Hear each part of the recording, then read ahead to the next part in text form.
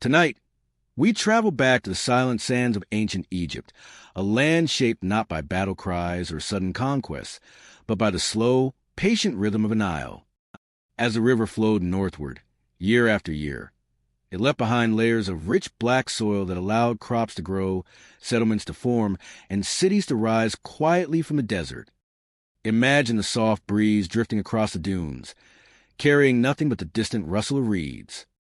There is no urgency here, only a civilization developing over thousands of years, changing so gradually that no one living at the time could sense history unfolding around them. People built simple mud brick homes and relied on predictable floods to nourish barley, wheat, and flax. Livestock grazed lazily near the water, and communities traded small goods like pottery and tools. These early settlements were not united under a single ruler. Instead, they existed as separate regionsa, small worlds of their own. Life moved slowly, guided by nature more than ambition, and the idea of an empire had not yet taken shape. Over generations, these scattered villages gradually formed two distinct cultural regions, Upper Egypt in the south and Lower Egypt in the north. This division wasn't born from conflict, but from geography. Upper Egypt stretched through narrow valleys where the river flowed between cliffs, while Lower Egypt spread across a wide triangular delta near the Mediterranean Sea. The contrast in landscapes led to differences in language accents, local gods, and customs. The people of Upper and Lower Egypt lived in harmony, their differences enriching their shared history. People did not think in terms of nations. They simply adapted to their surroundings, unaware that their cultural identities would one day merge into a unified civilization. Eventually, these two regions came under a single ruler. A tradition says this was King Narmer, also known as Menes. Whether his unification was peaceful or military is debated by historians, but for the people of the time, the most noticeable change was symbolic, a single crown combining the shapes of both regions. The world did not shift suddenly. Farmers still woke with the sun, officials still recorded harvests, and priests continued their rituals. Unification happened slowly, more administrative than dramatic, creating a foundation for a kingdom that would last millennia. As the state grew, religion began to shape daily life. Egyptians believed existence extended beyond death, but unlike many cultures, they saw the afterlife as a peaceful continuation rather than a place of judgment or chaos. This belief encouraged efforts to preserve bodies and objects for eternation not out of fear, but practicality. Temples became centers of community life, where rituals honored gods like Ra, Osiris, and Hathor. These ceremonies were not loud spectacles. They were slow, methodical practices performed by trained priests, often felt more than witnessed by ordinary citizens. The Nile remained the true ruler of Egypt, determining when people farmed, rested, or moved goods. When the waters rose, work shifted to building projects, repairing canals, or storing grain. When the waters receded, planting resumed. This cycle shaped society into something steady and predictable, which is why Egyptian culture changed so gradually compared to other ancient civilizations experiencing constant war or famine. One of the earliest signs of organized power was the construction of large-scale tombs called mastabas. These flat, rectangular structures were built for noblemen and early rulers, serving as prototypes for future pyramids. They were not built overnight, nor did they appear suddenly in the historical record. Each generation experimented with stone, angles, and size, refining ideas little by little. What modern people see as architectural miracles were, in truth, the result of small improvements spanning centuries. By the time of the Old Kingdom, monumental architecture became a defining feature of Egypt. The pyramids of Giza did not arise from a single burst of innovation. They were the product of a long tradition of building, measuring, and adjusting methods. Workers were not slaves in chains, as myths often suggest, but paid laborers who rotated through seasonal service when the floodwaters halted farming. Their work camps were organized and calm, functioning like temporary towns with bakers, physicians, and administrators. The construction sites were more like quiet cities of routine than chaotic fields of forced labor. Daily life in ancient Egypt was surprisingly peaceful for long stretches of history. Most people lived in modest homes made of mud bricks, decorated with simple painted patterns. Families cooked bread, beer, and vegetables over clay ovens. Children played near the riverbank, while adults worked in agriculture, fishing, weaving, or pottery. Even government officials maintained steady route in Niza, recording taxes, overseeing canals, and organizing distribution of food. A skilled scribe or craftsman might rise to a higher status over decades, gradually improving life for their descendants. While pharaohs were seen as divine representatives on earth, their power relied more on symbolism than constant authority. The king performed rituals, upheld order, and ensured harmony between the gods and the people. The idea of ma'at, meaning balance and order, guided not just religion but governance. Egyptians valued stability and routine, believing that change would come slowly and carefully.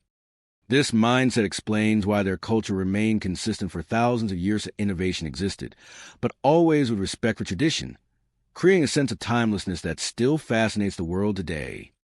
As centuries passed, the role of scribes became increasingly important. Writing was not only a tool for communication, but a way to preserve memory and maintain order across the kingdom. The hieroglyphic system developed slowly, beginning as simple symbols carved into stone and gradually evolving into a complex script capable of recording laws, prayers, trade records, and stories. Scribes spent years learning to form each symbol with precision, working patiently on papyrus scrolls in quiet chambers. Their work made them respected members of society, bridging the spiritual and administrative worlds through the written word. The temple complexes became centers of cultural life, not just places of worship. Within their stone walls, priests monitored calendars, recorded astronomical observations, managed land holdings, and oversaw food redistribution. Temples often stored surplus grain, functioning like financial institutions long before the concept of banks existed. The atmosphere inside was serene, filled with incense, gentle chanting, and slow, ritual movements. Every action was deliberate, echoing the belief that harmony was achieved through consistency rather than dramatic gestures. For the people, temples offered reassurance that life followed divine order. Trade gradually expanded beyond the Nile Valley as Egyptians sought materials not available in their landscape. Caravans traveled through deserts to obtain copper, gold, incense, and exotic stones. Boats sailed along the Nile and across the Mediterranean, carrying linen, pottery, and grain to distant markets. These journeys were carefully planned, taking advantage of seasonal winds and flood cycles. Traders moved steadily rather than urgently, understanding that safe passage required patience. Resources obtained through trade allowed artisans to refine their crafts, producing intricate jewelry, statues, and tools that reflected both beauty and practicality. As craftsmanship advanced, so did burial customs. Items like food jars, carved figurines, clothing, and tools were placed around the body, not out of superstition, but as an extension of everyday life. Egyptians viewed death as a continuation rather than an ending, so preserving the body through mummification became essential.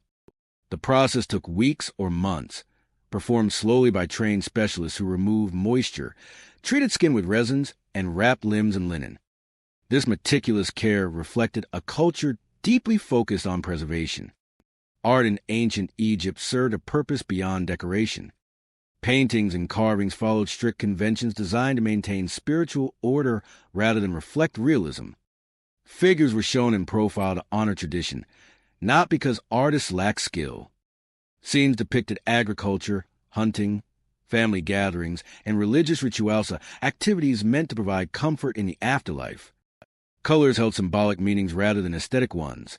Green represented growth, blue signified the divine, and gold symbolized eternity. Women in Egyptian society held more rights than in many ancient civilizations. They could own property, run businesses, and file legal disputes. Marriage was seen as a partnership rather than a strict hierarchy, and records show both men and women negotiating divorce settlements. While most lived quiet domestic lives, some women served as priestesses, administrators, or rulers. Figures like Hatshepsut rose to power not by upheaval, but through steady accumulation of authority, presenting themselves as guardians of tradition. Their contributions blended seamlessly into history, shaping the nation without disrupting its cultural rhythm. The environment remained a guiding force. When floods failed or droughts lasted too long, stability weakened.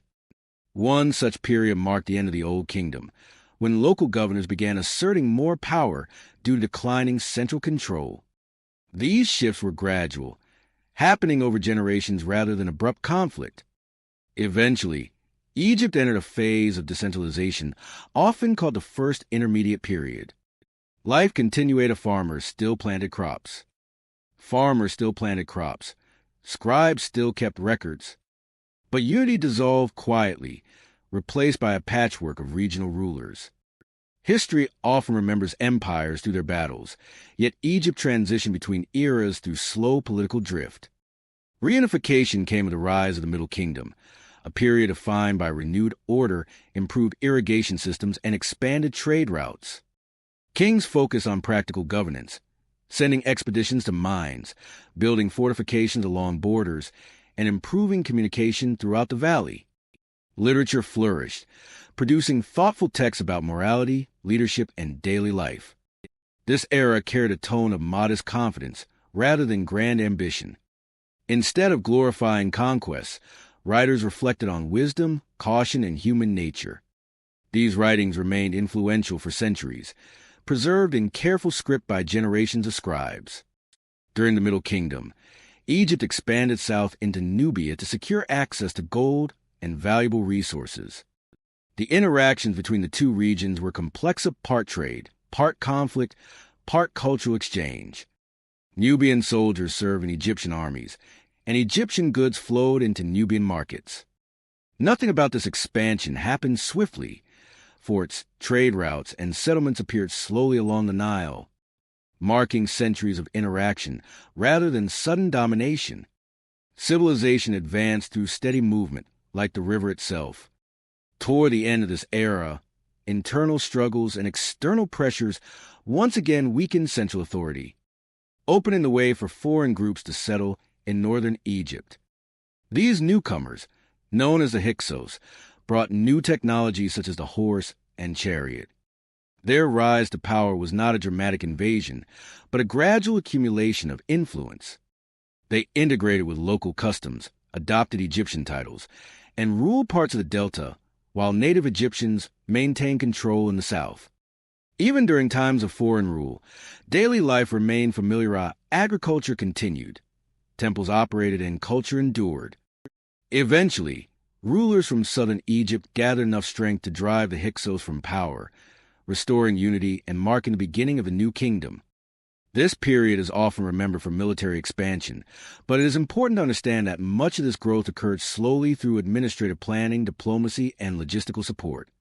While later pharaohs led campaigns into the Near East and Nubia, the heart of the empire still revolved around agriculture, spiritual life, and the steady rhythms of the Nile. The empire's power was maintained by efficient taxation, networks of officials, and stable infrastructure rather than constant warfare. During the New Kingdom, Egypt saw rulers whose names echo through Historia: Hatshepsut, Thutmose III, Akhenaten, Tutankhamun, and Ramses II. Each contributed to Egypt's development, though not always in dramatic ways. Hatshepsut strengthened trade networks and commissioned grand architecture, but much of her rule focused on reinforcing stability rather than conquest. Her reign emphasized prosperity, building temples and monuments designed to harmonize with earlier traditions. Many of her achievements were gradual improvements, subtle shifts in artistic style, and expansions of bureaucracy rather than sudden changes in policy. The reign of Akhenaten brought one of the most unusual periods in Egyptian history. He shifted religious focus toward Aten, the sun disk, promoting a form of monotheistic worship. However, even this change, often portrayed as revolutionary, unfolded through administrative decisions, artistic reforms, and palace influence rather than abrupt suppression of traditional beliefs. While temples to other gods declined in funding, many local religious practices continued quietly. Akhenaten's city of Amarna rose and fell within a generation, and after his death, Egypt slowly returned to its older traditions. A reminder of how deeply rooted cultural stability was in Egyptian identity. Ramses II, often called Ramses the Great, ruled for an exceptionally long time, allowing him to leave a vast architectural legacy. He commissioned temples, statues, and monuments across Egypt and Nubia, not solely to showcase power, but to reinforce national identity through shared symbols. The temples at Abu Simbel, carved into cliffs, greeted travelers along the southern border, blending religious devotion with political messaging. These achievements required enormous organization, quarrying stone, transporting blocks, coordinating labor forces, and maintaining supply chains. Progress unfolded over decades, one project at a time. Despite the grandeur of this era, most Egyptians continued living modest lives focused on family, craftwork, and farming. Artisans carved wooden furniture, wove linen garments, and painted pottery with quiet dedication. Farmers tracked the Rivera's rise and fall, adjusting their fields accordingly. Children learned trades from their parents and rarely moved far from their birthplace. Although the pharaohs commanded armies and built monuments, the true continuity of Egyptian society came from ordinary people performing everyday tasks across countless generations. Their consistent routines created a cultural foundation more enduring than any royal decree. In many villages, festivals offered gentle breaks from daily work. These gatherings involved music, shared meals, and processions honoring local gods. Instead of wild celebrations, most events had ceremonial pacing, reflecting the belief that joy could be expressed through order. Priests carried statues of deities through streets, while families watched quietly, offering flowers, oils, or bread. These festivals strengthened community bonds and affirmed that religious life existed not just in temples, but in households and fields. Over time, foreign powers began influencing Egypt more directly. Trade routes connected to the Hittites, Babylonians, and later the Assyrians. Diplomatic letters reveal negotiations conducted through polite, formal exchanges, emphasizing gifts, marriages, and mutual respect.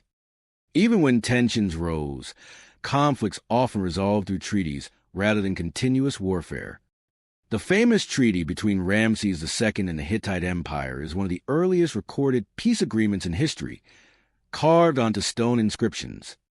This cooperation demonstrates Egypt's preference for stability and predictable relations over expansion at any cost. As centuries passed, internal pressures gradually weakened the empire. Economic strain, shifting trade networks, and competing priestly factions reduced the pharaoh's authority. The once unified kingdom began dividing into smaller regions controlled by local leaders. Religious centers like Thebes gained influence, while the central government struggled to maintain infrastructure and food distribution. These changes emerged slowly, reflected in administrative records rather than dramatic historical turning points. People continued farming, crafting, and worshiping, often unaware that they lived during an era historians would later define as decline. Foreign rule eventually became more pronounced, beginning with Libyan and Nubian dynasties who adopted Egyptian customs rather than replacing them.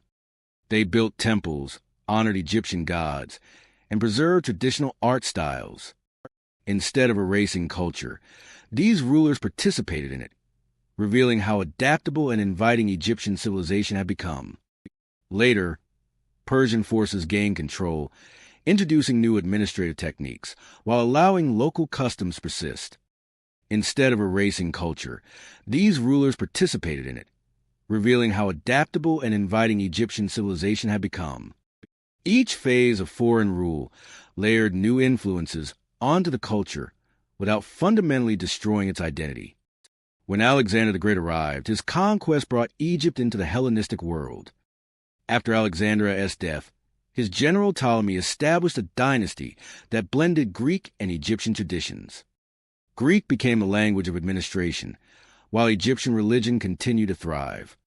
The city of Alexandria grew into a center of scholarship, drawing philosophers, mathematicians, and scientists from across the Mediterranean. The famous library did not emerge overnight.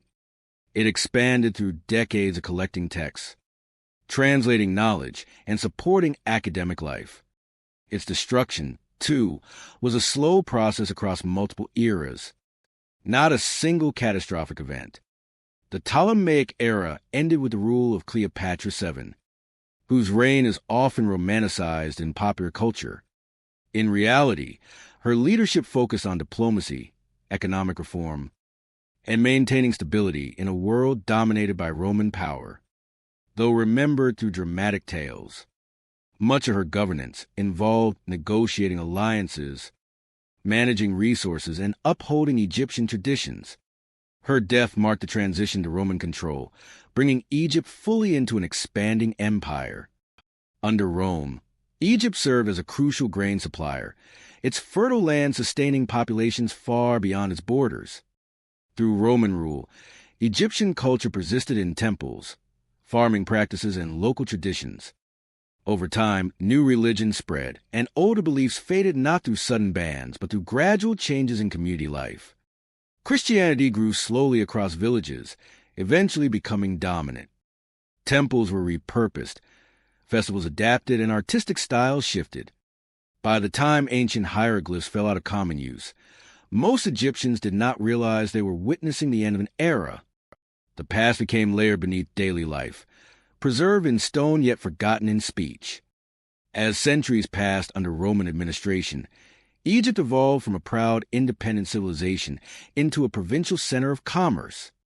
Grain shipments flowed steadily across the Mediterranean, feeding Rome's armies and cities. Farmers planted crops as they always had, scribes tracked taxes in careful handwriting, and local markets provided pottery, linen, and tools. Civilization persisted quietly, shaped more by seasonal cycles than by distant emperors. The gradual spread of Christianity reshaped communities over generations. Early followers gathered in private homes, practicing faith discreetly alongside traditional Egyptian rituals. Over time, Christian communities grew, building churches and organizing clergy who provided social support and spiritual guidance. People adopted new symbols and prayers, but they carried forward older traditions of reverence, charity, and ritual. Rather than abolishing the past in a single moment, Christianity blended with familiar cultural structures, slowly replacing older temples, while preserving aspects of community life and moral philosophy. With the rise of the Byzantine Empire, Egypt experienced increased taxation and administrative oversight. The state relied heavily on Egypta as fertile lands, demanding high grain production to support distant armies and cities. Local tensions grew, not from military oppression, but from economic strain that accumulated over decades. Villages adjusted by sharing resources and conserving grain during lean years. Even during hardship, the landscape remained peaceful as fields swayed softly beneath warming sunlight. Canals carried water through cultivated land, and ancient monuments watched silently as new eras unfolded around them. The arrival of Islamic rule in the 7th century introduced new systems of governance, culture, and faith. Trade networks expanded across the Middle East, Africa, and Asia, bringing new languages, knowledge, and architecture. Cities like Fustat and later Cairo became major centers of scholarship and commerce, drawing travelers from far regions. Yet much of rural Egypt continued life as before, relying on the Nile-esque floods, tending crops, and honoring long-standing agricultural customs. Change occurred at different speeds in different places, creating a layered heritage that survives today. Throughout these transitions, ancient monuments remained part of the landscape, though their original meanings slowly faded. Temples turned into quarries for building material, statues eroded under wind and sand, and hieroglyphs became unreadable to the living. Villagers walked past towering ruins as ordinary parts of the environment, occasionally incorporated into new buildings or used as gathering places. The ancient world became a quiet whisper beneath the surface of everyday life, waiting patiently for rediscovery. The past never disappeared. It simply settled into silence. Centuries later, scholars and travelers from Europe and the Middle East began recording and sketching these remnants. Curiosity grew gradually, inspired by inscriptions, carved figures, and enormous structures too precise to be accidental. The arrival of Napoleon's expedition in the late 18th century marked a turning point. not because it created interest, but because it collected and documented information on a large scale. Still, understanding came slowly. The Rosetta Stone provided a key to decipher Egyptian writing, yet it took years of patient work before hieroglyphs could be read again. Knowledge returned to the world step by step. As archaeology developed into a formal discipline, excavations uncovered temples, tombs, tools, and scrolls long hidden beneath sand. Researchers cataloged artifacts with growing precision, learning not just about pharaohs, but about farmers, laborers, and families whose lives defined the civilization. The modern world began to see Egypt not as a land of myth, but as a complex society built through cooperation, steady development, and cultural continuity. Each new discovery added detail rather than rewriting history, expanding understanding layer by layer. Cities bustle with traffic and commerce, while ancient pyramids stand quietly on the horizon, unchanged in their stillness. Historians continue studying new findings, analyzing fragments of papyrus, re-examining burial chambers, and translating inscriptions to uncover stories long forgotten. Tourism brings visitors from around the world, many seeking not just knowledge, but a sense of connection to a civilization that lasted longer than any empire since. The past remains present, not as a loud echo, but a steady presence woven into the land. As night settles over the desert, the pyramids cast long shadows across quiet sands. The wind moves softly over stones placed long before modern nations existed. Somewhere beneath the surface, undiscovered artifacts lie untouched, waiting for careful hands and curious minds to bring them back into light. Egypt's story continues, not through sudden revelations, but through slow accumulation of knowledge just as the civilization itself rose through generations of steady progress. The Nile still flows northward, carrying silt, history, and memory toward the sea. In this stillness, we can reflect on what made ancient Egypt endure. It was not relentless conquest or rapid innovation, but patience. Each monument, each record, each ritual was part of a larger continuity. People lived according to cycles of nature, honoring balance and tradition rather than seeking constant change. Their worldview created harmony between daily tasks and spiritual meaning, between past and present, between life and what comes after. They built for eternity because they believed time itself was circular, not fleeting. The sand stretched quietly beneath a star-filled sky, holding stories of kings, workers, merchants, and children. Their voices are distant yet calm, carried to millennia not by force, but by the enduring traces they left behind. The desert does not speak loudly, it preserves. And as you drift deeper into rest, you may imagine yourself walking along the riverbanks, hearing water move gently over stone, feeling the presence of civilization that grew not in chaos, but in peace. Egypt remains a place where history breathes slowly. The night deepens, the ancient world fades into silence, and the timeless sands of Egypt continue to watch over the passage of ages, unhurried, unchanged, eternal. The streets are quiet now, touched only by the drifting scent of burning incense. Torches flicker along stone walls carved with the stories of gods and rulers. You walk slowly, almost weightlessly, as though each step echoes across time itself. The Nile flows nearby in steady silence, its surface reflecting moonlight like silver silk stretched across the land. Somewhere in the distance, a faint drumbeat echoes, then fades again into the night. As you travel further, you arrive at a small marketplace. Earlier in the day, it would have been full of merchants calling out prices, children running, and farmers unloading baskets of figs, barley, and honey. But now it rests in perfect stillness. Woven baskets sit stacked in the shadows, clay vessels wait in silence, and the woven tents sway gently in the warm breeze. The night banishes all noise, leaving only the rhythmic hush of the desert wind. A nearby temple rises before you, tall and solemn, guarded by colossal statues of lions and falcons carved in polished stone. Their eyes seem to watch over the kingdom even in darkness. You walk past pillars engraved with hieroglyphics, each symbol shaped with quiet precision. These stories carved in stone are not loud or dramatica. They speak softly, like a whisper from another world, telling tales of creation, harvest, and eternal life. Inside the temple, priests once lit hundreds of oil lamps before dawn. The air would be filled with fragrance from burning herbs, offerings of bread, and the rustling of linen garments. But tonight, the lamps are empty. The hall rests in perfect darkness, except for moonlight slipping through narrow openings in the roof, forming pale beams that drift across statues of ancient gods. The silence feels sacred, like a breath held for thousands of years.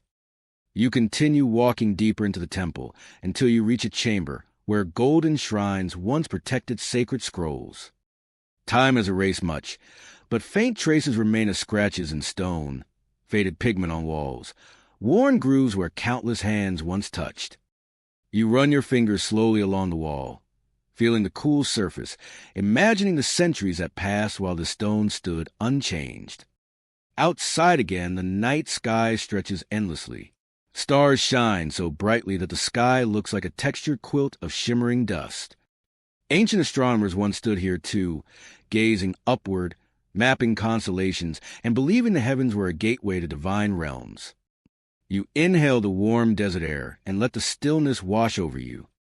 The world feels vast, silent, eternal. Traveling onward, you approach the riverbank where small wooden boats rest in shallow water. Their ropes sway gently against rocks, nudged by the quiet current. Each vessel once carried fishermen at dawn or transported offerings to temples upstream. Now they float untouched, like memories drifting through time. The water laps softly against wood, each sound slower and gentler than the last. As the breeze grows cooler, sand begins to shift across the path, carried in thin waves like whispering silk. The desert never sleeps, it moves patiently, grain by grain, reshaping the land long after kingdoms rise and fall. You walk slowly, feeling the calm emptiness around you, as though the world is wrapped in a blanket of silence. In the distance, massive pyramids rise on the horizon, dark silhouettes against the star-filled sky. Their edges are softened by time, yet they stand firm, ancient guardians watching over history. You approach slowly, each step deeper into tranquility. The air near the pyramids feels still, heavy with centuries of quiet. No voices, no footsteps, no rush, only the heartbeat of time moving endlessly. You rest at the base of the great stone blocks. Their size is overwhelming yet comforting, as if you are in the presence of something that has witnessed millions of quiet nights just like this one. You lean back and look upward, watching stars drift above Paramana-S peak. The sky feels timeless, and you feel gently suspended between the past and the infinite. The sand cools beneath you. The world grows softer. Your breathing slows. And the night continues.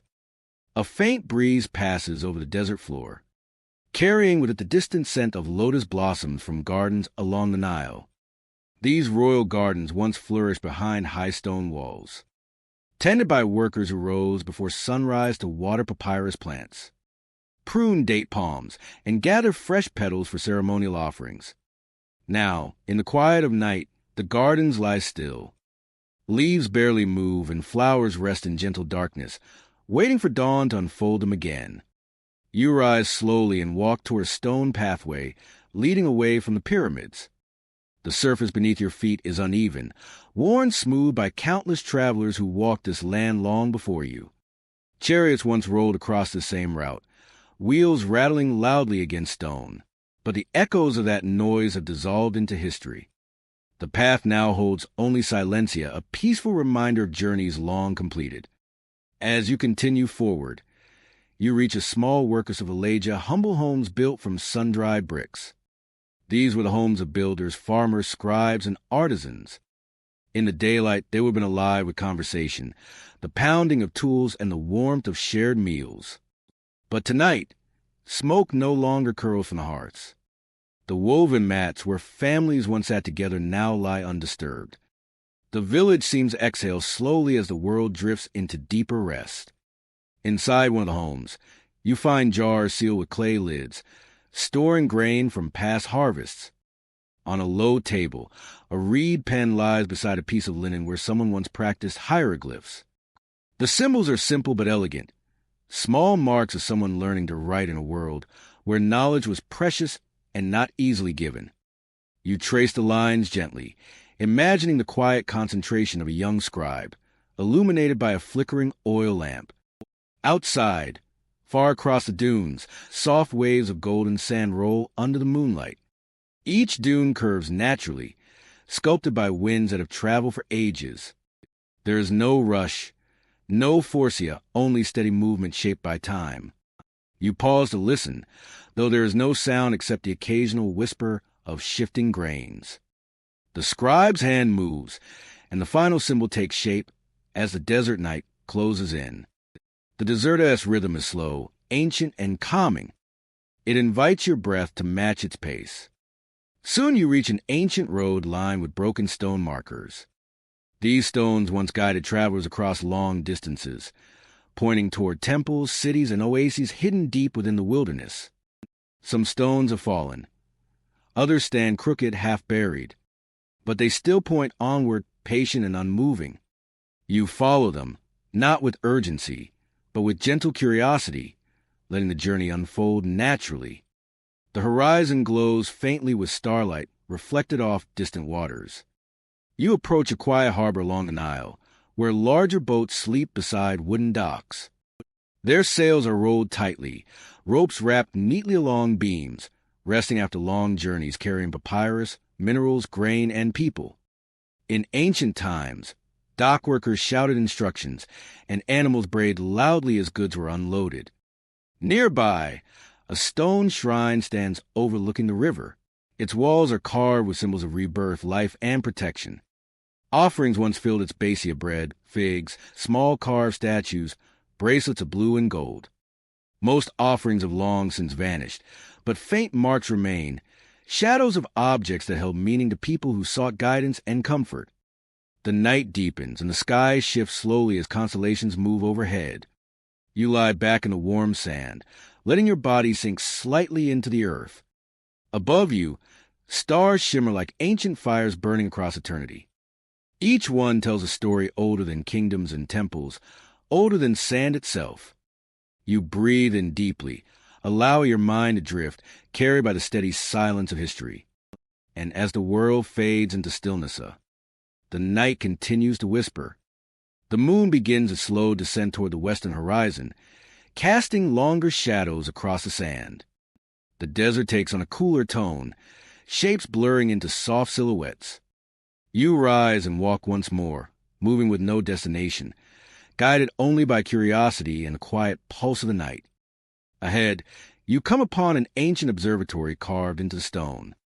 It is subtle and unassuming, just a raised platform with weathered markings and lines etched into its surface. Here, priests and astronomers once stood for hours beneath the night sky, charting the movement of stars to predict the flooding of the Nile and the turning of seasons. They believed the heavens were a language written by gods, and every constellation carried meaning. You rest your hands on the stone and imagine them standing where you stand, cloaks rustling softly, whispering calculations under their breath. A gentle gust of wind carries faint traces of desert herbs. Somewhere beyond the dunes, small plants cling to life in the sand, opening their flowers only under starlight. They bloom briefly, offering their fragrance to the night, then close again with the coming sun. Their existence is quiet, almost Adena yet persistent, just like the stories woven into the land. You continue walking and find yourself passing a row of ancient tombs cut into the rock. Their entrances are tall and dark, guarded by faded carvings of falcons, ankhs, and sacred eyes. These tombs once held treasures, prayers, and hopes of families wishing their loved ones safe passage into the afterlife. Now, their chambers are empty and cool, the air thick with dust and history. You place a hand on the wall. The stone is cold yet steady. The stories painted here have outlived everyone who created them, outlived entire civilizations, and still remain calm and unhurried. When you return outside, dawn is still distant, but the sky begins to shift from black to deep indigo. The air cools further, brushing your skin with gentle clarity. Sand ripples underfoot, patterns forming and dissolving with each step. The sound of your movement is softened, as though the world is wrapped in layers of quiet gauze. Eventually, you arrive at a long, straight avenue lined with statues of lions, rams, and sphinxes carved from massive blocks of stone. This path once led to a grand ceremonial temple, where processions moved slowly under morning sun, accompanied by chanting, drums, and the rustling of banners. Now the statues stand in silent rows, guardians without crowds to watch. Their faces are weathered, softened by wind and time, but their presence remains steady and protective. You walk between them, feeling the stillness deepen. The path narrows as it approaches the temple, where tall pillars rise like stone trees. Hieroglyphs spiral around them, telling stories of kings, queens, battles, offerings, and celebrations. Your footsteps echo lightly against the ancient floor, fading into the vast open space. At the center of the temple is a small inner sanctuary, once filled with golden relics and sacred idols. There is no gold now, only smooth stone walls and faint outlines where objects once rested. The simplicity is calming. You sit on the cool floor, leaning your back against a pillar, closing your eyes as quiet fills every corner of your mind. Breathing becomes slow and effortless.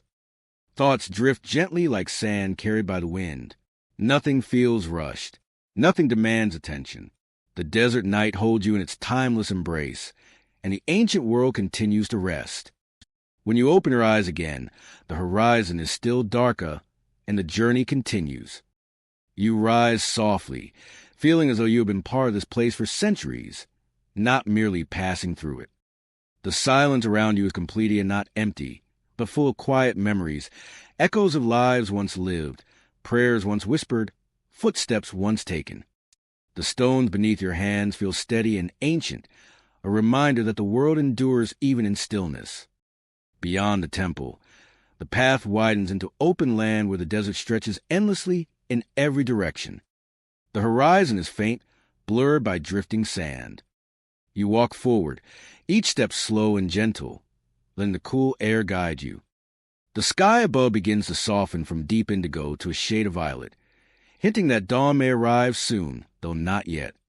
The desert holds on to night a little longer, as if reluctant to let it go. Far ahead, the landscape changes as clusters of palm trees rise from the earth, an oasis hidden within the dunes. Water lies at its center, clear and calm like polished glass. The surface reflects the skies so perfectly that it looks like a doorway to another world. You kneel beside the water, dipping your fingers in. It is cool and refreshing, and the ripples spread slowly outward, then fade again into stillness. Around the oasis, fragments of ancient pottery lie half buried in sand. Pieces of bowls, jars, and painted vessels once carried by travelers. Perhaps caravans once stopped here, resting under palm leaves, sharing stories of distant lands. Now, the remnants lie quietly where they fell, softened by time. You pick up a small shard, turning it gently in your hand, feeling the faint patterns etched into its surface. You rest beneath a palm tree, leaning back against its rough trunk. Above you, the leaves sway faintly, casting shifting shadows across the ground. A few birds stir softly in their nests, but they do not sing. Even nature seems to whisper in low tones, respecting the peace of the night. After a while, you continue onward, leaving the oasis behind. The sand grows smoother, sculpted into long, gentle ridges.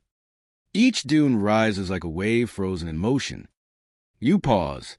From here, the desert stretches in soft folds all the way to the horizon. There are no buildings, no walls, no roads, just the open expanse of ancient earth. As you descend the dune, you notice faint footprints etched in the sand. They are old and partly erased, but still visibly evidence of travelers who passed long before. They lead toward a low structure made of stone blocks, almost entirely buried. You brush away sand with your hand, revealing carvings beneath.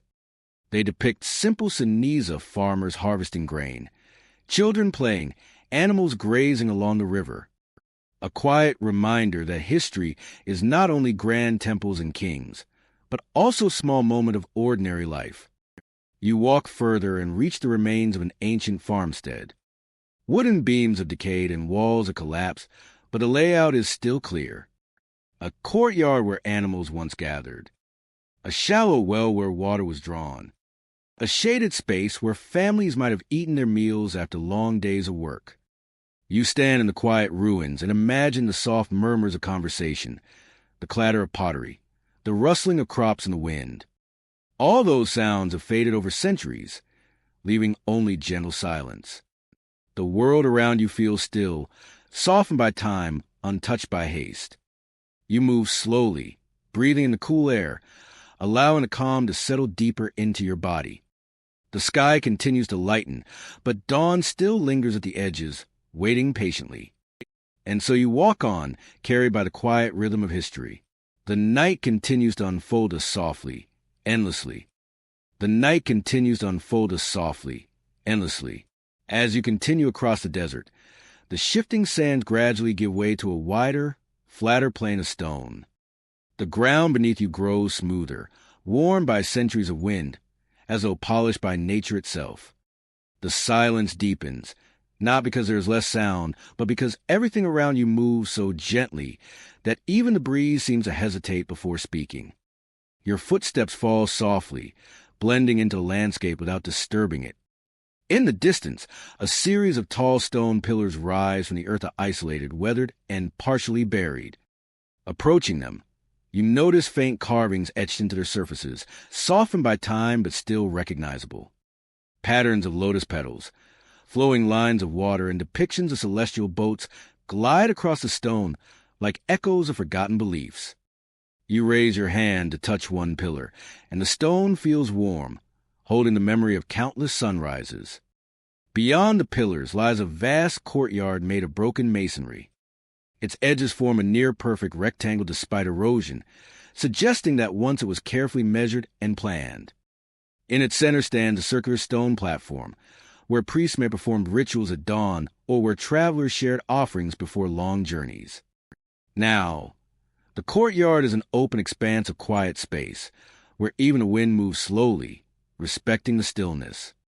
As you walk toward the platform, the faint glow of pre-dawn light spreads along the horizon, painting the sky with gentle shades of blue and pale gold. The stars begin to fade one by one, retreating into brightening sky. Yet the world remains hushed, suspended in the tranquil moment between night and day.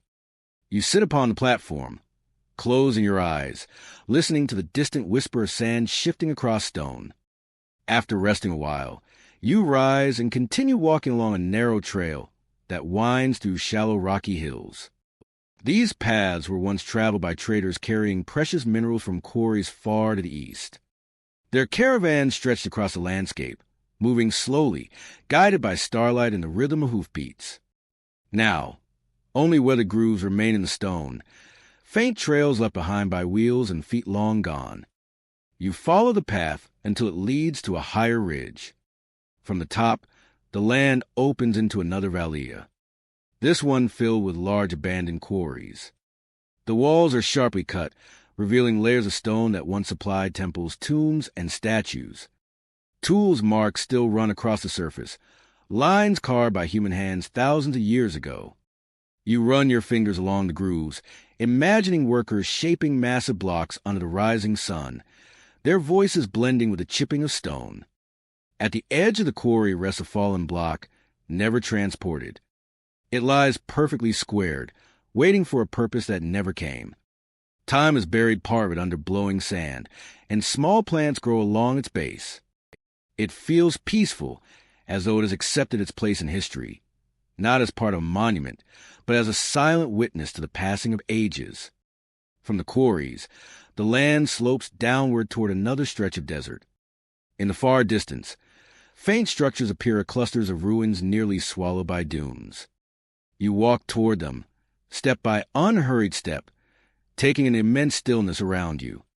As you approach, the ruins reveal themselves as remnants of a once thriving city. Stone foundations outline former homes and workshops. Doorways stand without walls. Fallen columns lie half buried, their surfaces carved with symbols now weathered into soft patterns. You wander slowly through the abandoned streets. There is no noise of markets, no laughter, no echo of voices.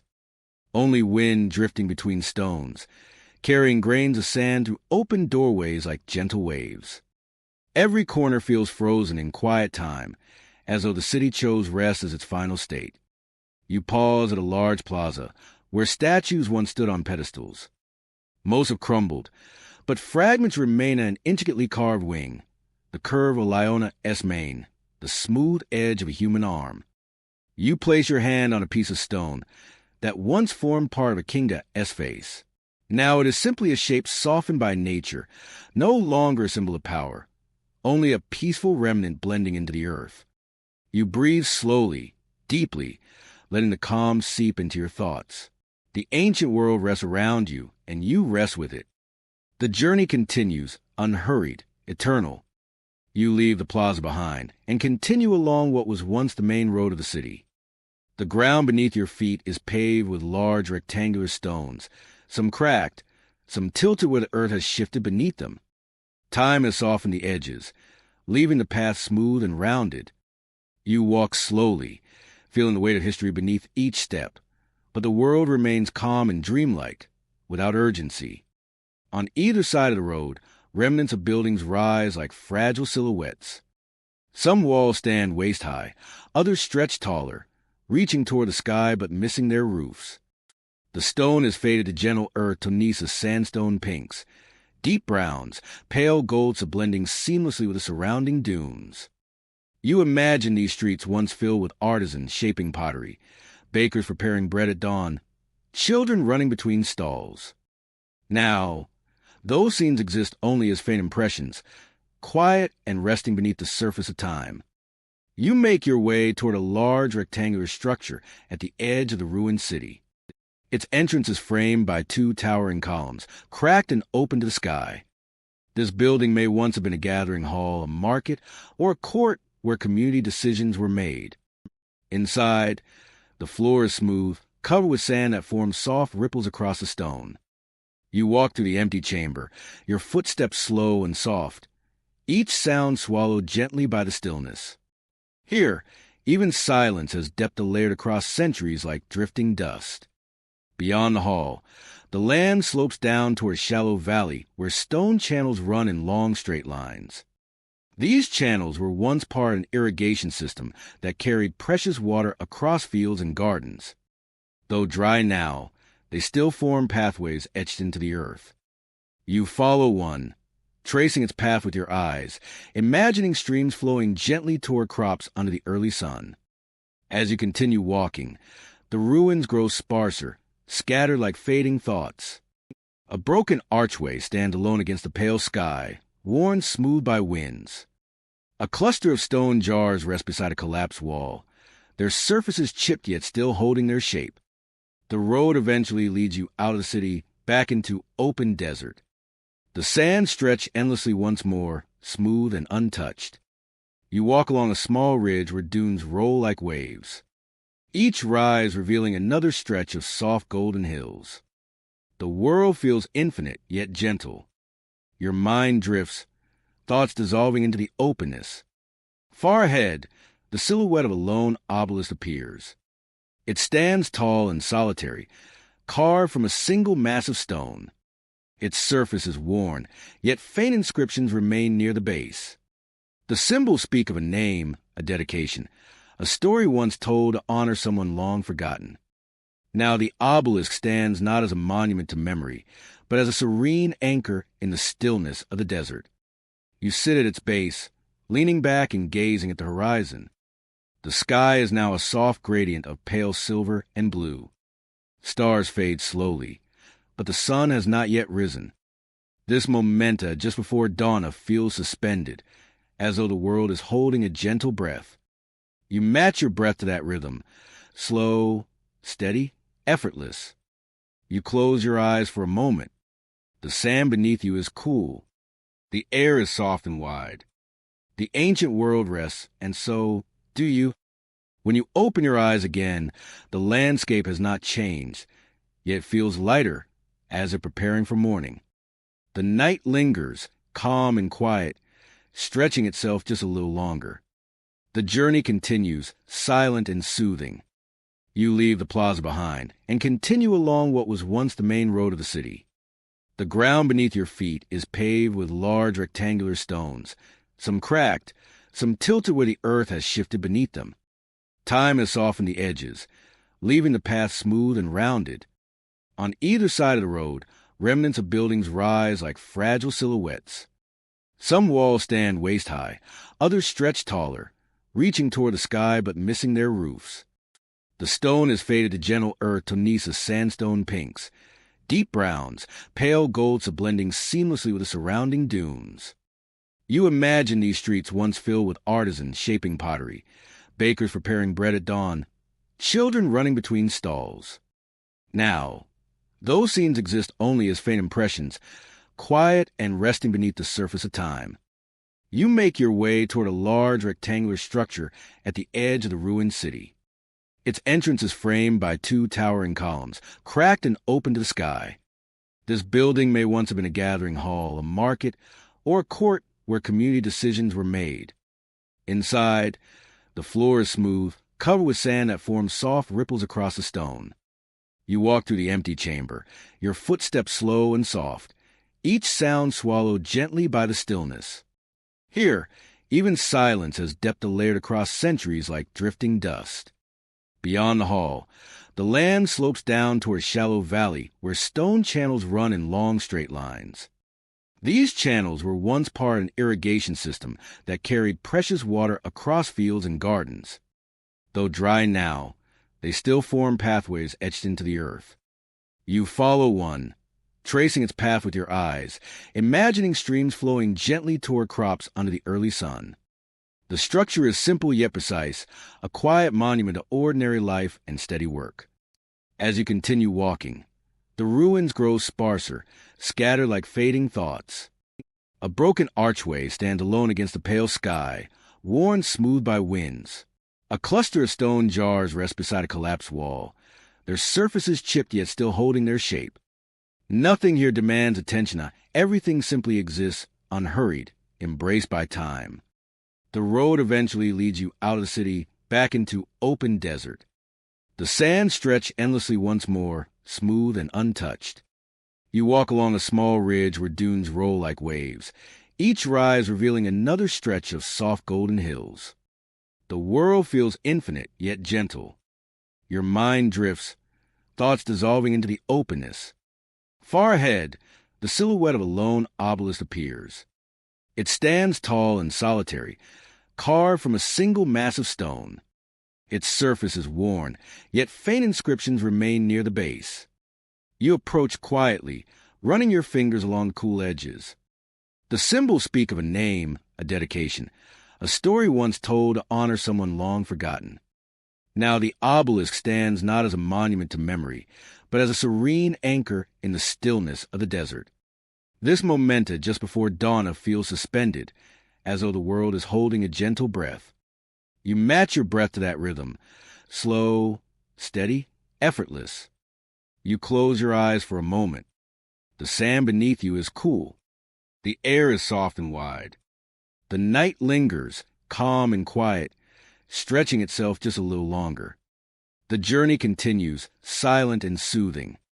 You rise from the base of the obelisk and begin moving again, slowly, without direction or urgency.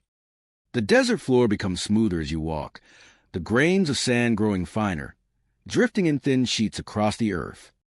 Each step leaves only a faint imprint before the wind gently erases it.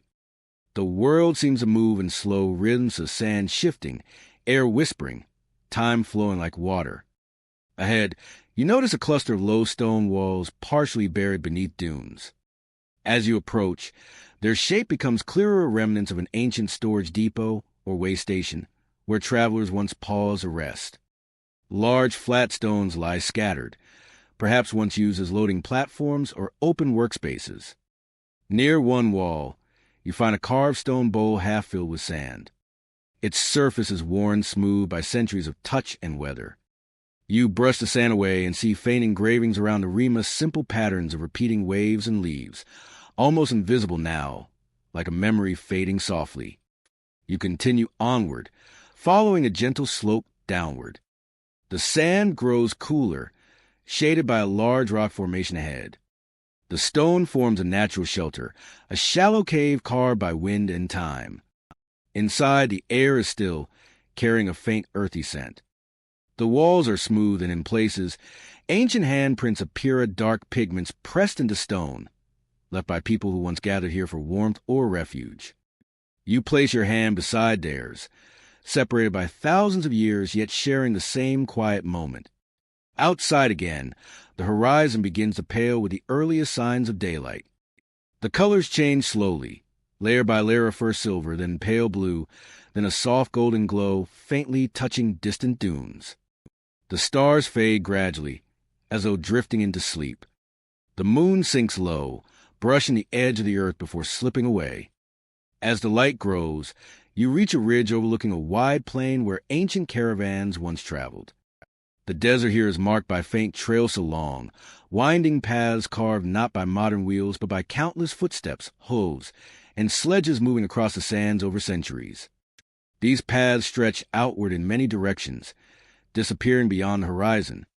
You follow one of these paths, walking slowly. The air begins to warm slightly, though morning has not fully arrived. A mild breeze moves through the desert, brushing against your skin. Each breath feels soft, unforced, as though the world breathes with you. In the distance, you begin to hear the faintest trickle of water. The sound is quiet, almost like a whisper beneath the wind. As you draw closer, you discover a narrow stream emerging from beneath rocks, perhaps a remnant of an ancient underground spring. Its water flows gently, forming a ribbon of life across the sand. Reeds grow along its edges, their slender stalks swaying softly. You kneel and cup water in your hands, watching it ripple outward in smooth circles. Nearby, fragments of pottery lie along the banca decorated with faded images of birds and reeds, perhaps once carried by travelers who stopped here to drink. The designs are simple but graceful, a reflection of lives lived close to nature, guided by steady routines rather than rapid change. You sit beside the stream for a long moment, letting the sound soothe your thoughts. The desert is still vast and quiet, but here, the gentle flow of water adds a new layer of calmness, steady, continuous, timeless. Eventually, you rise and continue along the water's edge, moving slowly as the sky brightens further. The colors shift to pale peach and soft gold, illuminating the tops of the dunes while the valleys remain cool and blue. Shadows stretch long across the earth, creating patterns that ebb and fade like waves. The world feels balanced between night and day, as though both still coexist. You breathe deeply, letting your thoughts drift. Nothing presses forward. Everything unfolds naturally. The ancient journey continues, slow and serene. The stream narrows as it winds between low hills, then disappears once more beneath the sand, leaving only damp earth behind. You pause at the place where it fades, feeling the silence settle again. The dunes rise ahead in soft curves, their edges gently illuminated by the first hints of dawn. You move forward at an unhurried pace, each step guiding you deeper into quiet rhythm of the world. At the top of a nearby dune, you stop and look out across the landscape. What was once a vast stretch of unbroken sand now reveals faint outlinesa shapes of long-buried structures just beneath the surface. The wind has uncovered parts of them. Straight lines of stone, carved corners, fragments of steps leading downward. These ruins lie mostly hidden, preserved in layers of time like distant memories still resting. You descend slowly toward them. The sand grows shallower, exposing a mosaic floor made from smooth pieces of colored stone. The pattern forms a circle surrounded by intricate geometric lines. Much of it has worn away, but enough remains to show the care and precision of its creation. You brush sand from the surface, revealing deeper colorsa reds, blues, and soft goldsa, still vibrant after centuries of silence. Beyond the mosaic lies an entrance, half buried. You step carefully through the opening into a chamber carved from stone. Inside, the air is cool and still. The walls are decorated with faded murals, painted with gentle pigments of scenes of boats drifting along the Nile, families gathering grain, priests carrying offerings beneath long colonnades. The artwork no longer demands attention. Instead, it rests quietly, like dreams etched into stone. In the center of the chamber stands a single stone seat, simple and unadorned. Perhaps it once held a statue, or perhaps it was a place where someone sat to record stories or teach others. You sit there now, letting the silence envelop you. The chamber feels like a sanctuary and neither grand nor imposing, simply peaceful. The walls seem to absorb every thought, leaving your mind open and uncluttered. After some time, you rise and continue through a narrow corridor leading to an open courtyard. Here, pillars lie fallen in neat rows, their surfaces softened into rounded forms by wind and shifting sand. Each fallen column feels like a gentle exhale, the architecture finally allowed to rest after long centuries of standing. You walk between them, stepping carefully, listening to the soft crunch of sand beneath your feet. Beyond the courtyard, the ruins taper away into open land once more. You emerge in the remnants and step into a wide expanse of untouched desert. The sky above is now washed in tones of gold and pale rose, but the sun still hides below the horizon. The world holds to its last moments of night, lingering in stillness. You walk slowly toward a small rise in the ground where stone blocks form a semicircle, barely visible beneath drifting sand. This place feels like a quiet gathering spot where people once sat together at dusk, sharing stories or simply resting after long days. You sit on one of the stones, letting your body relax. The breeze grows softer. The horizon brightens. Your thoughts loosen and drift like dust in the air. From here, the desert stretches endlessly, but instead of feeling vast and overwhelming, it feels gently like a great, silent sea. You breathe in deeply, then let the air leave your lungs in long, slow waves. The day has not yet begun. Night has not yet ended, and time flows softly on. The scribes themselves were more than mere writers. They were guardians of memory, preservers of stories that would otherwise dissolve into dust. Day after day, they sat cross-legged in shaded courts, copying prayers and royal decrees, training their minds to remember every symbol, every phonetic mark, every sacred curve of the hieroglyphs. It was slow work, deliberate work, and in that slowness, they found a rhythm that echoed through generations. Outside the city walls, the Nile continued its patient cycle. Herdsmen guided cattle along the damp edges of the floodplain, their footsteps soft in the fresh silt. Fishermen cast woven nets from small papyrus skiffs, the water so still that each ripple lingered like a quiet breath. The air smelled of reeds, mud, and distant rain as small details unnoticed by kings, but essential to the lives of those who worked the land.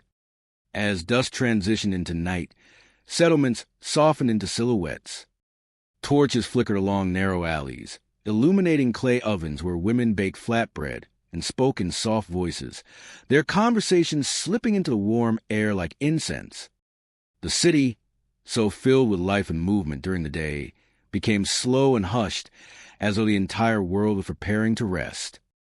In the palace, priests continued their rituals long after others slept.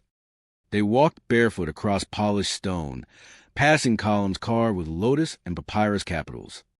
Their chants, barely above a whisper, echoed through chambers lit only by oil lamps.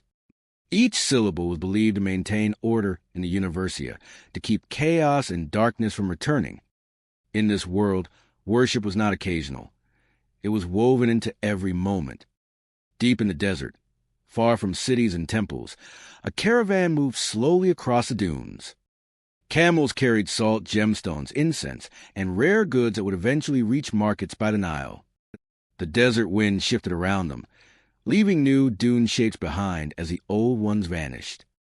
Travelers spoke rarely, saving their voices for when they mattered. The silence of the desert was vast, ancient, and heavy with time. The pyramids stood far to the north, monumental even under a moonless sky. Their edges, sharp in daylight, blurred into soft shadows by night. The air around them felt still, as if time moved differently at their feet. These structures were not simply tombs. They were symbols of continuity, permanence, and belief. Each block had been shaped and placed by thousands of hands, each person part of a story larger than their own. Beneath those colossal stones, corridors stretched into darkness. The air inside was cold, dry, and unmoving. Hieroglyphs lined the walls, painted in colors that had survived centuries without fading. Images of gods of falcon-headed, jackal-headed human form, and Celestiala guided the soul of Pharaoh toward an eternal sunrise. The journey through death was not feared but prepared for, layer by layer, ritual by ritual. Far from royal tombs, simpler graves dotted the landscape. Small stone markers, rough and unadorned, marked the resting places of farmers, artisans, and laborers. Their families brought offerings of bread and beer, setting them down with quiet whispers of remembrance. Life and death flowed together gently in Egypt. No one believed the end was a true ending. Even the animals held meaning. Cats wandered temple courtyards, protected and respected for guarding grain from mice. Ibises stood along the riverbanks, symbols of wisdom and writing. Crocodiles glided beneath dark water, feared yet revered. Life was full of symbols, and every creature played its part in the balance of the world. As night deepened, the stars brightened above the desert. The sky stretched endlessly, a dome of shimmering light that mirrored the god's celestial boat. Egyptians believed that the sun god sailed across the heavens by day, then through the underworld by night. Each sunrise was not Retinia. It was a victorious return from darkness. The people slept lightly in their mud-brick homes, cooled by night breezes drifting through reed-woven windows. Some dreamed of gods, others of harvest or family gatherings. Sleep was not an escapee, it was another realm, another journey, another chapter in the same ancient story. High above the sleeping villages, the desert wind carried grains of sand across open expanses, reshaping the landscape grain by grain. Sand dunes were never fixed. They drifted slowly like waves in an ancient ocean of dust. Travelers returning after months could find familiar landmarks swallowed or shifted entirely, reminding them that even the desert, which seemed eternal and unmoving, was alive in its own quiet way. Along the riverbanks, lotus flowers began to open with the first hints of morning light. Their petals unfurled slowly, revealing delicate centers of pale gold. Priests believed the lotus represented creation itself, the world rising from the primordial waters. Farmers saw something simpler, a sign that the day had begun and that the fields would soon be warmed by the sun. The first boats of the morning appeared as silhouettes before the sky turned blue. Crafted from cedar and acacia, they glided silently, guided by oars dipped carefully into the gentle current. Fishermen whispered to one another about weather, prices at market, and rumors carried from distant towns. Every stroke of the oar echoed across the water in a rhythm that matched the quiet pulse of life along the Nile. Across the countryside, workers prepared for another day of labor. In workshops, artisans heated bronze tools over small furnaces, checking the sharpness of chisels used to carve wood and stone. Potters shaped clay with slow, circular motions, each rotation smoothing imperfections. Their creations of jars, bowls, lamps that would travel far beyond their villages, passed from hand to hand for generations. In the city, merchants arranged goods beneath canopy-covered stalls. Colorful beads, fine linen, and baskets filled with dried fish and dates lined the market pathways. Voices remained soft in the early morning, rising gradually as the sun lifted above the horizon. The market was a place of exchange, not just of goods, but of stories, news, and the subtle weaving of lives together. Children chased one another along narrow alleys, their bare feet kicking up dust. They played with carved toys of small boats, miniature animals, spinning discs made from polished stones. Their laughter echoed off clay walls before, melting into the warm morning air. One day, they too would work the fields, write in temples, or lead caravans across the desert. But for now, the world remained simple and full of wonder. In temple courtyards, acolytes swept floors of polished limestone, preparing the sacred spaces for daily rituals. Offerings of fruit, bread, and fragrant oils were arranged carefully on altars, each item chosen for symbolic meaning. The priests, robed in fine linen, performed prayers with slow, practiced movements, calling upon gods who ruled over the sky, earth, water, and unseen realms. To them, every gesture maintained balance, keeping life steady and predictable. Farther south, near the first cataract of the Nile, granite cliffs rose sharply from the water. Their rough surfaces bore carvings left by travelers and kings, marking borders and victories. Small settlements clung to the edges of the rocky terrain, surviving on trade and fishing. Life there was harder, quieter, and shaped by the relentless power of the Rivera S-flow. In the cool shade of date palms, elders recited stories to younger listeners. Tales of ancient pharaohs, of wars fought long ago, of travelers who returned with strange treasures, and of gods who shaped the world with thoughts alone. These spoken stories carried history not through ink, but through memoria softly passed from voice to voice. At midday, heat settled over the land like a heavy blanket. Work slowed, conversations hushed, and people sought shade beneath awnings, trees, or the thick walls of their homes. Time itself seemed to stretch, moving slowly with the shimmering air. Even animals rested at oxen beneath carts, dogs curled in cool dust, birds silent in branches overhead. Somewhere along the river, a lone scribe paused his writing, let his thoughts drift as he gazed toward the distant horizon. He wondered how many centuries of stories had passed before him, and how many more would follow. He understood that he was only a single breath in a vast expanse of time, yet his work of the careful shaping of Wurza would allow future generations to remember this moment long after he was gone. Evening began again, repeating the gentle cycle. Lamps were lit, fires crackled, and the sky shifted from gold to purple. Families gathered for meals, breaking bread and sharing dates as night slowly wrapped itself around the kingdom once more. Life moved not in sudden shifts, but in soft, steady rhythms that echoed the heartbeat of the Nile. When darkness fully returned, the people lay down to rest, comforted by the certainty that the world would remain in balance, that the gods would guard them through night, and that morning would rise again, just as it always had. In ancient Egypt, each star held meaning to some were spirits of ancestors, others guardians guiding the sun through its nighttime voyage. The Milky Way itself was imagined as a celestial river, mirroring the Nile below, flowing across the heavens in perfect silence. Soft winds drifted to the palm groves, rustling fronds with a gentle, rhythmic whisper. The breeze carried scents of night-blooming flowers and distant hearth fires, mingling with the faint mineral smell of desert sand cooling under the moon.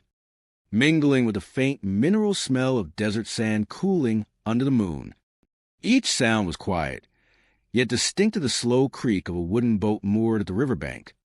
The distant call of an owl, the rustle of reeds brushing against the water's edge.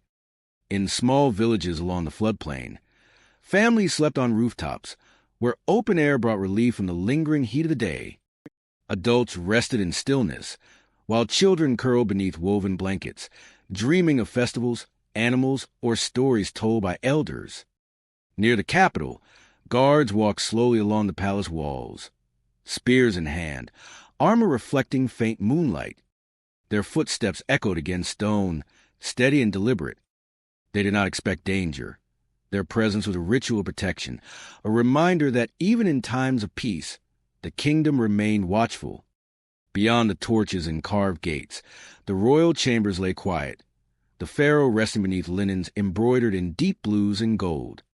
Somewhere far out in the desert, nomads camped beneath the open sky.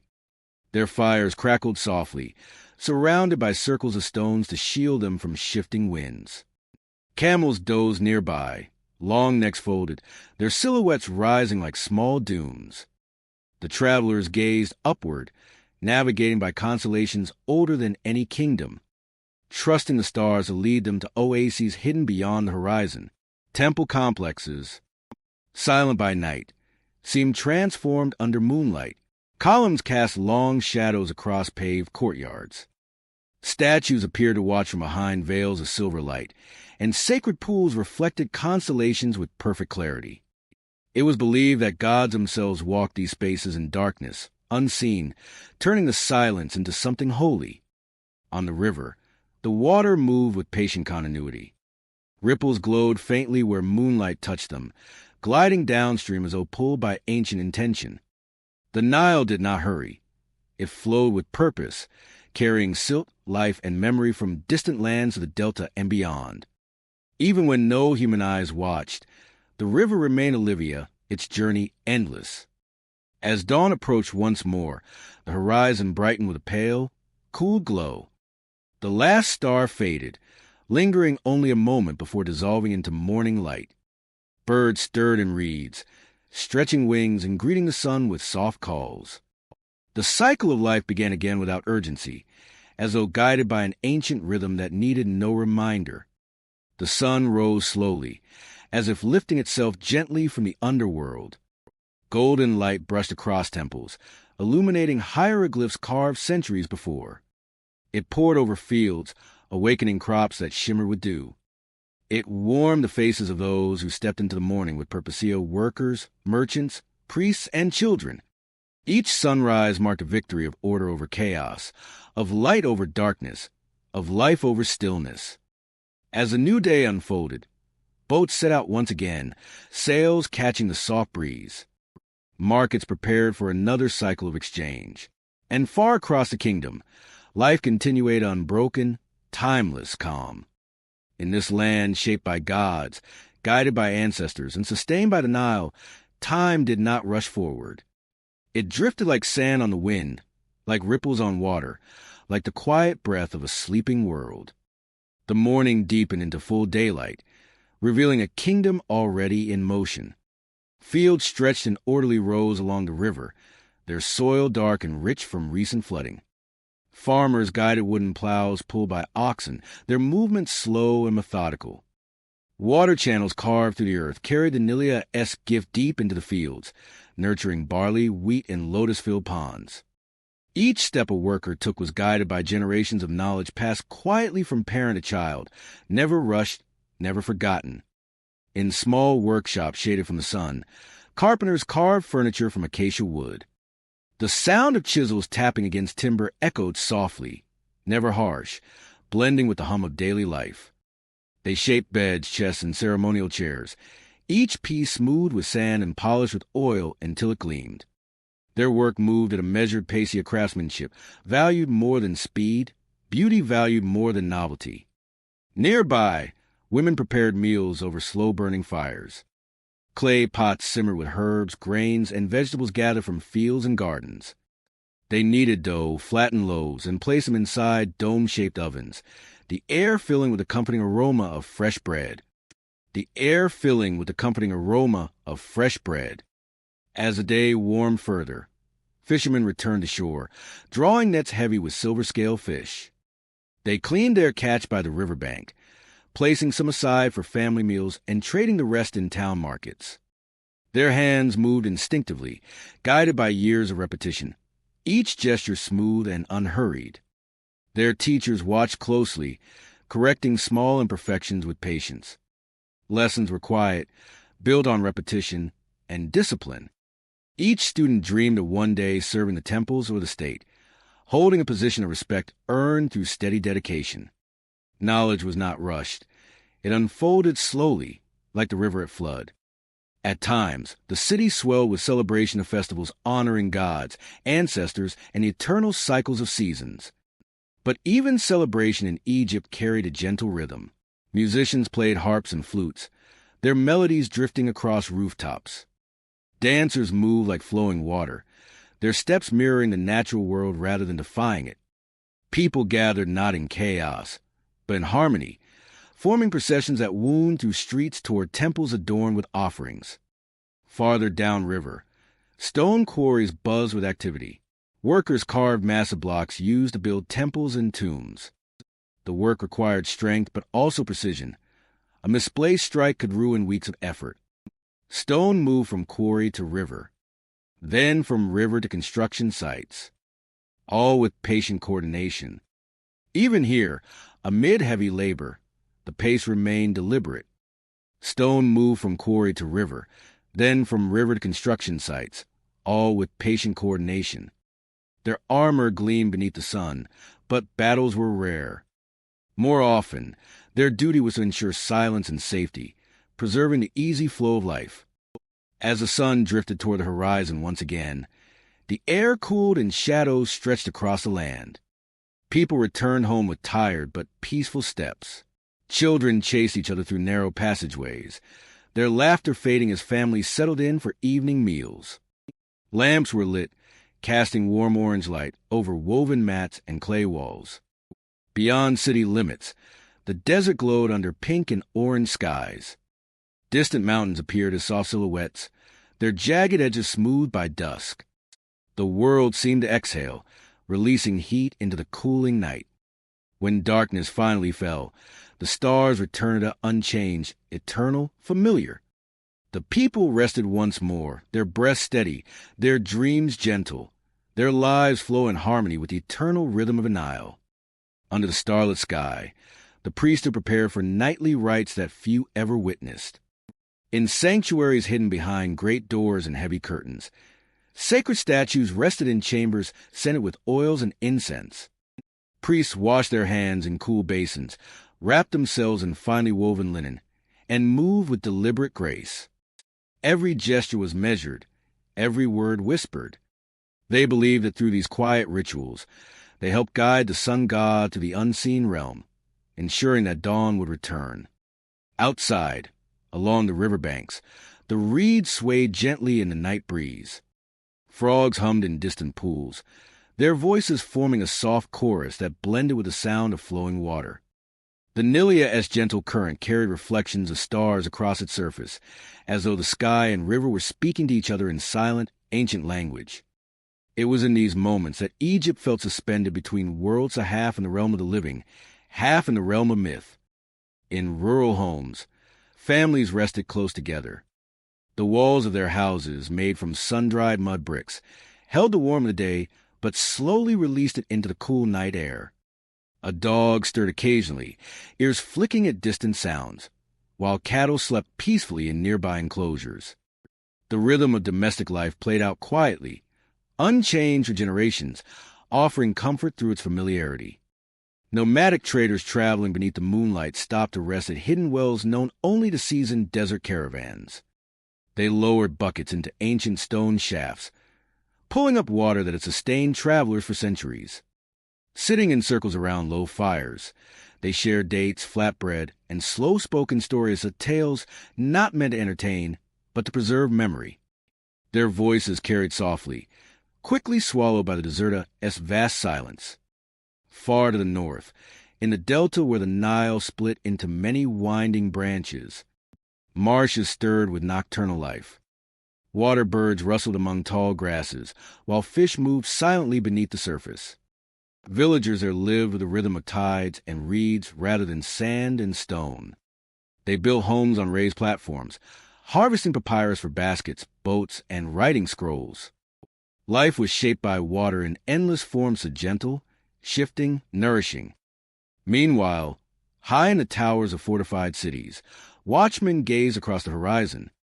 Their torches flickered against sandstone walls as they leaned on spears, speaking softly to each other. They shared simple thoughts about weather, harvest, and homes far away. Their duty was to remain vigilant, yet their nights were calmer broken only by passing caravans or boats gliding silently along the moonlit river. In villages built near old tombs, artisans prepared materials for burial rites. Carved amulets, shaped like scarabs and sacred symbols, dried on wooden shelves. Small painted coffins waited for the moment when they would be blessed and sealed. Death was not feared here. It was an expected transition, prepared for with quiet care. The afterlife was thought to mirror the world of the Lavinga, a place of fields, water, family, and gentle continuity. Deep beneath the earth, in cold chambers untouched by sunlight, ancient kings rested in their elaborate tombs. The air in those spaces had not moved for centuries. An eternal hush filled the corridors, where no footsteps echoed and no voices stirred. These tombs were not meant to be visited. They were meant to last forever, sealed away from time. Above those hidden places, the desert spread in Leslia a landscape of silence and shifting winds. The dunes rolled outward in smooth curves, glowing silver beneath the moon, each grain of sand older than any monument built by human hands. As the night began to fade, the first thin stripe of dawn touched the horizon.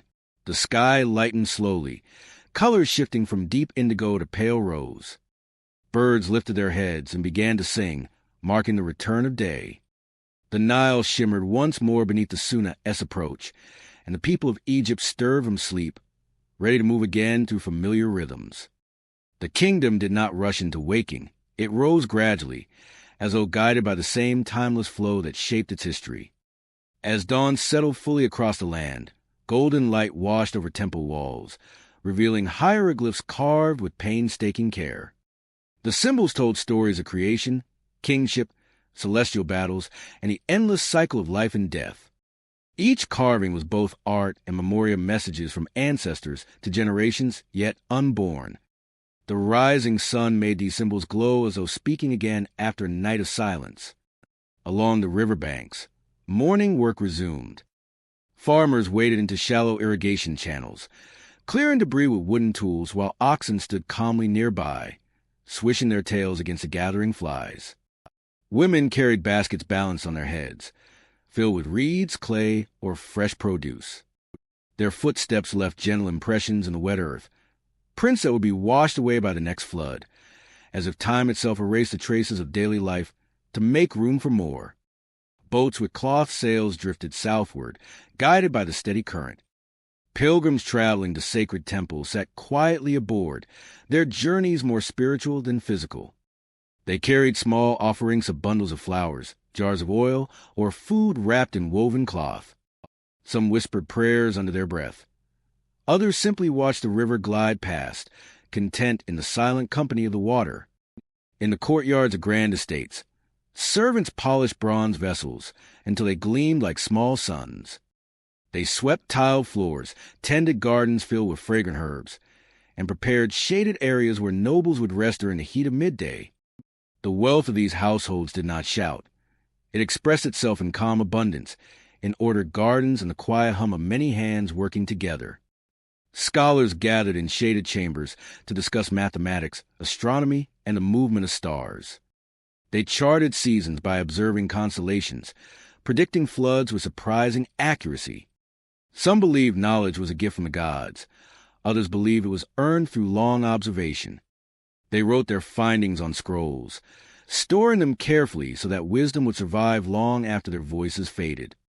In cities near the Mediterranean coast, traders arrived from distant lands. Their ships carried copper, ivory, glass beads, and exotic animals never seen along the Nilia-S shores. Markets buzzed softly with new languages and strange customs, yet trade remained peaceful. Goods were exchanged not with urgency, but with deliberate negotiation, each side respecting the long paths that had brought them together. Travelers moved south toward Nubia, where rocky landscapes narrowed the river into foaming currents. Their fortified towns watched over strategic crossings. Traders passed through, exchanging gold and incense for grain and cloth. The cultures blended quietly at Egyptian pottery found in Nubian homes, Nubian jewelry worn by Egyptian merchants. Borders existed, but life flowed across them like water, shaping histories shared rather than divided. In smaller temples far from royal capitals, local priests honored gods of harvest, fertility, and protection. Their rituals were modest, attended by familiar faces from nearby villages.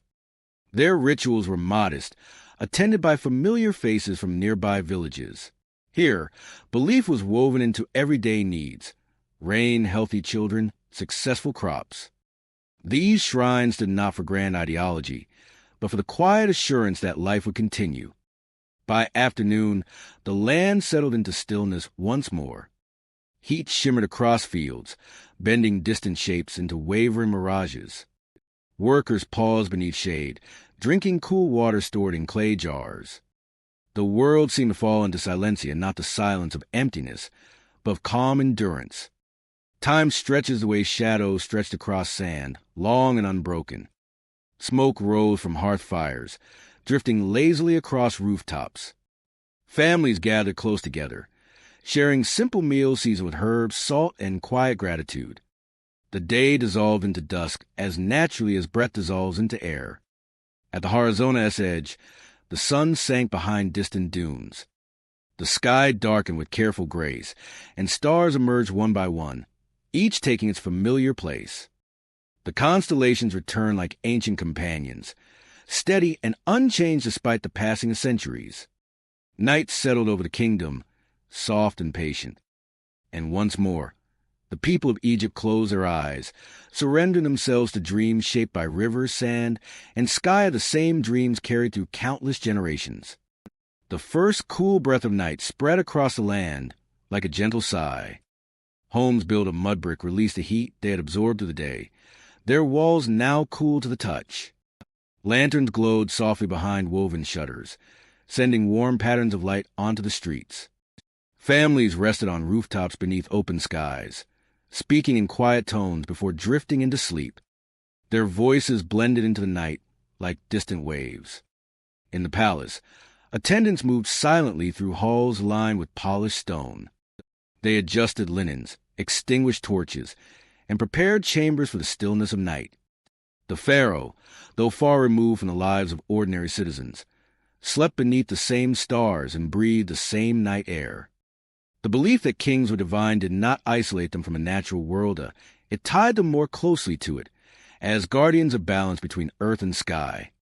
They fed embers with fragrant resin that crackled softly and released sweet smoke into the cool air.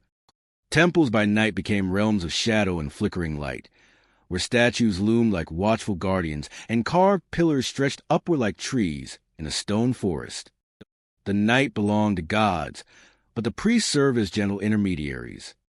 Somewhere along the Nil's edge, a lone fisherman remained awake, casting his net on a glow of moonlight. The river was quieter at night, its waters smooth and reflective. He listened to subtle shifts in the current, letting instinct guide his movements. Each ripple told a story of fish moving below the surface, of wind touching water, of boats passing far upstream. The silence was not empty. It was filled with meaning. Farther into the desert, moonlight washed over ancient burial grounds, where weathered stones marked paths long forgotten. A hush hung over the landscape, broken only by the faint whisper of shifting sands. Time moved differently here, where the footprints of past dynasties lay buried beneath layers of wind-carved dust. Tombs carved into cliffs watched the stars rise and fall across millennia, unchanged by the passage of human lives. Caravans camped at distant oases, hidden like jewels within seas of sand. Travelers rested around low fires, tending to their animals and sipping warm, spiced drinks. Conversation stayed soft, carried out in tones that matched the calm of the desert night. Their journeys were long but unhurried. Each stop was a pause in a story that stretched across continents. The desert reminded them that movement itself was part of existence, not just a means to reach a destination. Beyond cultivated fields, marshes stirred quietly as nocturnal creatures emerged. Crocodiles drifted beneath the water, barely disturbing the surface. Cranes stood motionless, waiting for the slightest flicker of movement. The wetlands glistened beneath starlight, a world of shadow and reflection, where life unfolded in near silence. The kingdom was not defined by Santalonia.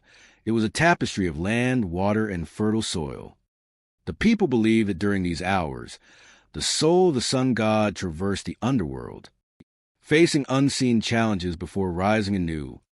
This belief gave night a sacred quality, not a time of fear, but a time of transition, when the world breathed deeply and prepared for rebirth. Lamps flickered in doorways as families whispered small prayers for protection and peace until morning. As the night grew deeper, the air cooled further, carrying scents of reeds, herbs, and distant fires. Dogs curled beneath woven mats. Cattle shifted in their enclosures, and infants slept in their Mothersa arms. The kingdom rested not in isolation, but in harmony. The world did not sleep all at once. It drifted slowly into stillness, layer by layer. Eventually, traces of dawn appeared once more. The eastern horizon brightened with faint silver light, casting long shadows across dunes and temple walls. Stars faded one by one, retreating into the blue. Birds stretched their wings, filling the air with soft calls that signaled the return of day. The Nile shimmered under the first touch of sunlight, awakening its flowing surface from a night of quiet reflection.